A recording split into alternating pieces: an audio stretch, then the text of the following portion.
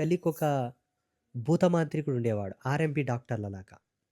సందు సందుకో భూతమాంత్రికుడు ఉండేవాడు. బూడిదితోనే మంతరిస్తుండ్రి. బూడిదితోనే తాయెత్తు గట్టి బొట్టు పెట్టి నిమ్మకాయ తిప్పేసి పంపిస్తుండ్రి.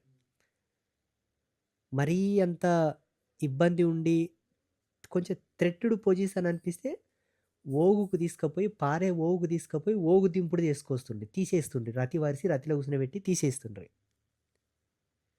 దానికన్నా డేంజరస్ థ్రెట్ అనుకుంటే శ్మశానానికి తీసుకెళ్ళి ఆడొక తంతు చేసేవాళ్ళు. ఎంబీబీఎస్ డాక్టర్లలాగా సిద్ధమాంత్రికులు ఉండేవాళ్ళు అప్పట్లో. జిల్లాల వారీగా ఒక 10 మంది, మండలాల వారీగా ఒక ముగ్గురు, నలుగురు ఉండేవాళ్ళు.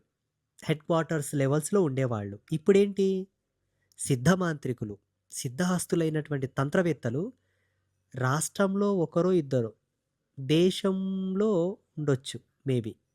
కానీ ఎక్కడైతే మానవ సంచారం లేని ప్లేస్‌లలో చాలామంది ఉండొచ్చు. బట్ జనబాహుల్యంలోకి లేరు. ఎందుకు లేరంటే ఇది కూడా ఒక రీజన్ చెప్తాను.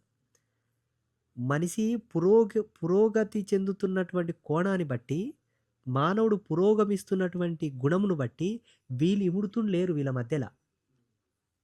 వీళ్ళకి ఇమడనీకి అయితుండలేదు ఈ మాంత్రికులకు. జీవన విధానాలు మారిపోయినాయి. తిండి మారిపోయింది. కల్చర్ మారిపోయింది. పోనీ వీడేమైనా అడుక్కొని తిందామన్నా వీళ్ళ తిండిలు వీనికి వంట బట్టక మంత్రం వికటిస్తదనే భయం. పాత్రత లేదు సమాజంలో. ఆ పాత్రత లోపం ప్రకారంగా భయపడి పరుగు ఎక్కడో పోయి జీవనం కొనసాగిస్తున్నారే తప్ప సిద్ధమాంత్రికులు జనబాహుల్యంలో లేరు. నమ్మితే నమ్ము, నమ్మకపోతే నీ ఇష్టం.